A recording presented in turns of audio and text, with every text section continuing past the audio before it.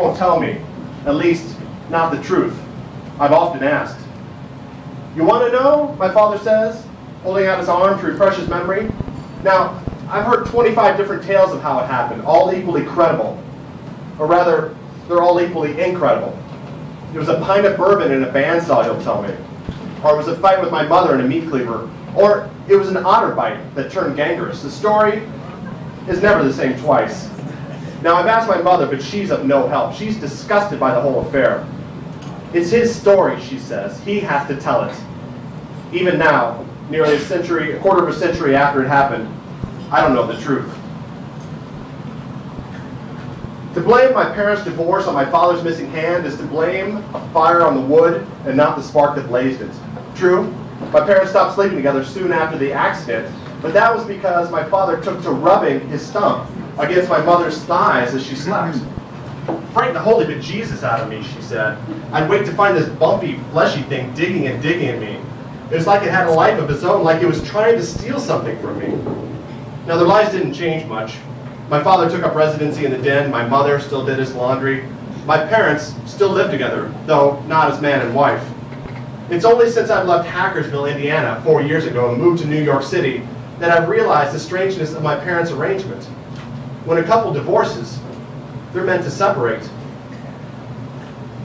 Growing up in Hackersville, there was little to do. The one movie theater in town closed a year before I was born. There was no video arcade or roller skating rink or town swimming pool. My house had no television, my folks believing it bad. What I had was a bike, a pocket knife, a few friends, no siblings, and acres of woods that surrounded my house. Summers were my season, with the sun slowed across the sky and the heat clean and pressing. I'd spend the long days by myself down at the creek, imagining epic battles raging all around me. Clouds of dragonflies darted and jagged the humid air, while cicadas called loudly for love from the hiding places in the trees and grasses.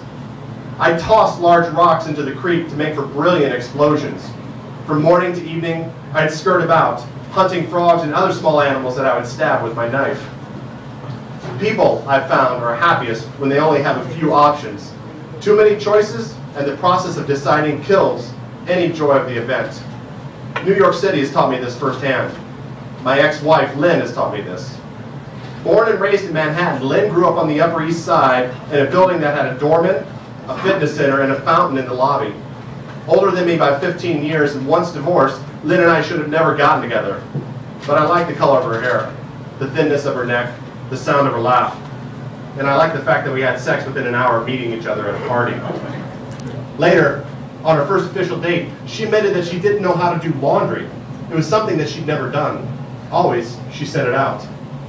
As she drank a gin martini with an oyster in it, she spoke of the accoutrements of her childhood. She had everything, she said, yet she never really felt happy. She had all the things a child could want, and yet she felt there was a void. After, in the stall of the women's restroom, I lifted her skirt. She took my kiss. That night, after our date, I broke out the dictionary. Accoutrements means accessories, trappings. It means bits and pieces. When I told my father I was moving to New York City, his face turned slate. He pushed back from the table he was sitting at and left the room. Really, shouldn't have been a surprise, my decision. I've been talking and planning it for some time, for over a year, saving the money I made from working at the butcher's, which I've been doing since my sophomore year in high school. I manned the display case, weighed and wrapped cuts of meat for the customers. Occasionally, I'd even help with the slaughter. My father came back into the room a few minutes later, a dirty manila envelope in hand. Holding it out for me, he said, "We're each allowed one big mistake in life. Just make sure you learn from yours." I took the envelope, and it was packed with money, over $2,000. I didn't know what to say. I asked, "What was your mistake?" My father only glared at me. Each guy at the shop had his own personal style when butchering an animal.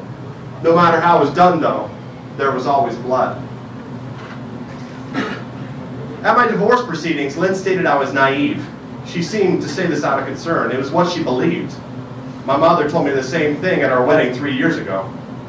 Our reception took place in a high-ceilinged restaurant that overlooked the Hudson River. A string quartet played, and everyone wore gowns or tuxedos. Lynn's parents covered the event, felt it was vital that their daughter be sent off in style.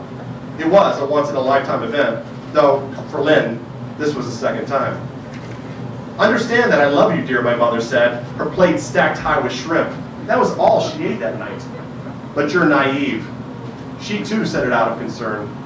Exactly what this is in reference to, I don't know. Lynn, I suppose, my marriage, my thinking that things could work out between us. My father ate nothing that night. He didn't speak to anyone either, including me. He hovered near the bar, lifting his stub every now and again, like it was a torch lighting his way. His bourbon and Pepsi never slipped below the halfway mark. Like my parents, Lynn and I lived together after the divorce, but only for 3 months. Finding affordable housing in New York City is something awful. I've no reason to stay in New York. My job is a job that matters little to me, working for a direct mail service. My days are spent doing things I'd rather not do. It's a job that could be a solid career, but an unfulfilling one. I told my father this, and he said, "What the hell do you expect from it? It's work." Now, I have difficulty with the concept of time. It seems to crowd my brain. How did I get to be the age I am? When did this all happen?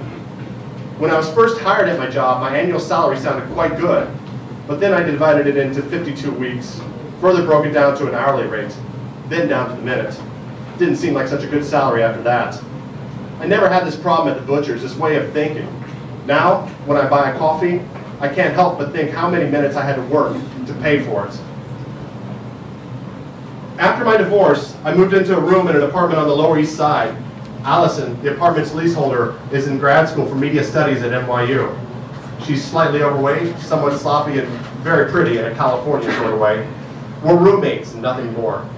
Women, I have found, are vicious. Allison's vicious, though fortunately not to me, at least not to my face. Nights, when neither of us can sleep, we sit in the cramped kitchen at the wobbly table and talk. Or rather, she talks, and I listen.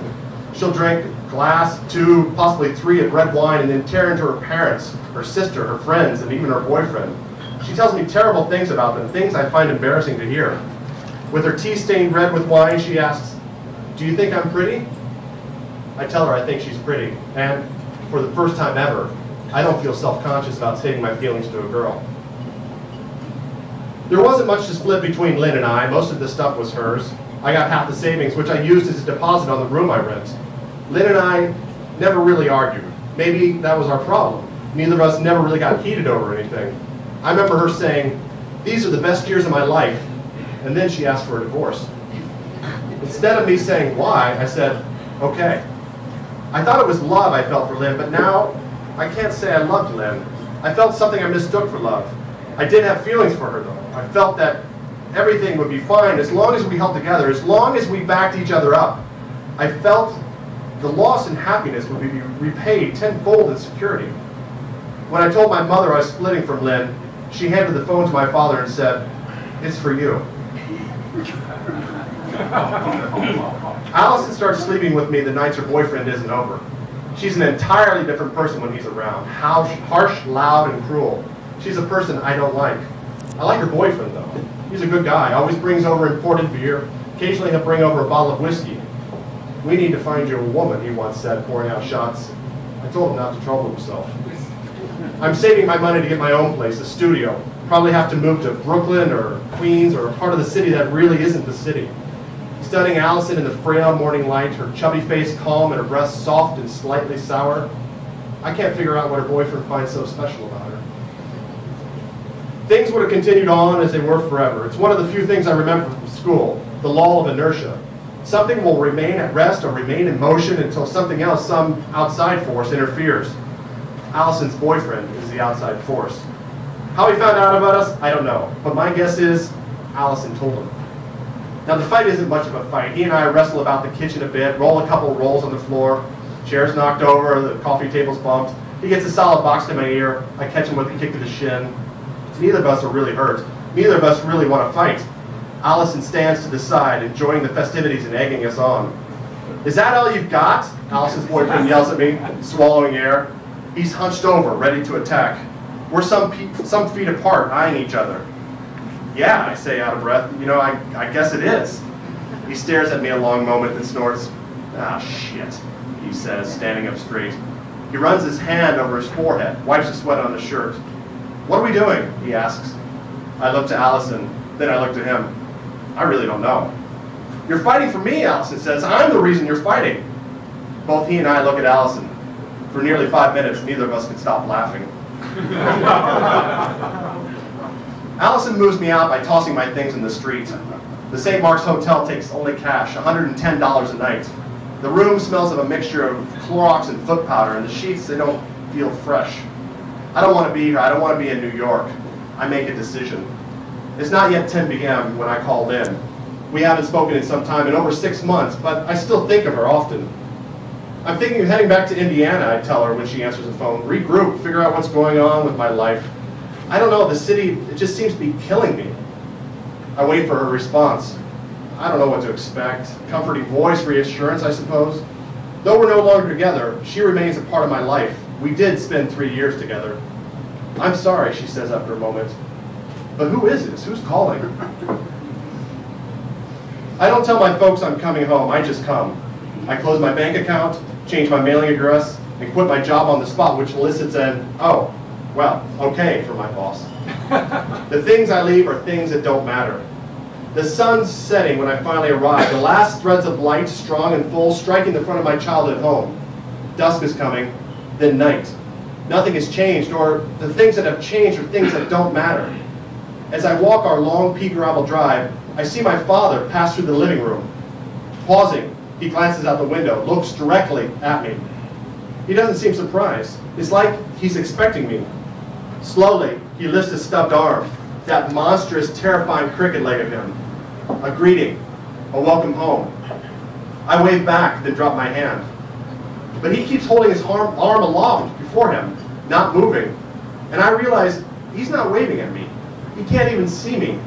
The brightness of the day's last light catches him directly, blinds him to all that's in front of him.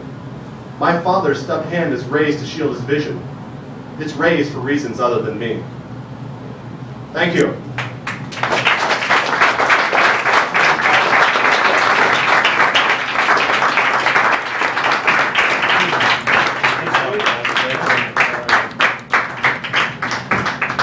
Excellent, Douglas, excellent.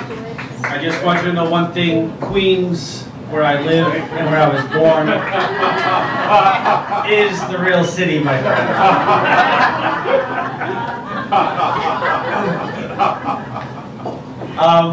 A few things.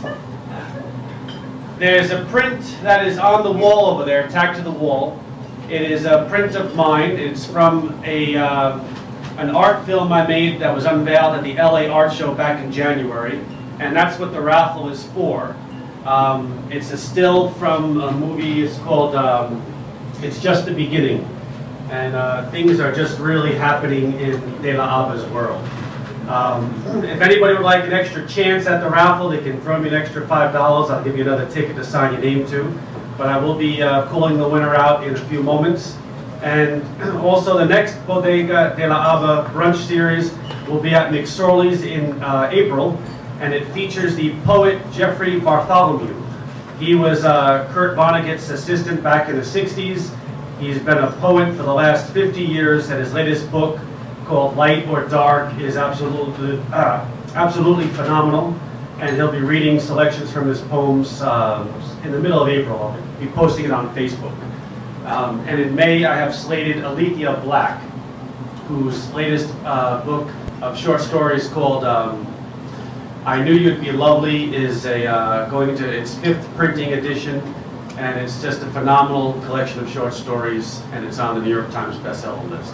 So thank you very much again for coming, and enjoy your drinks, and I look forward to seeing you soon, and have a great day. Ciao.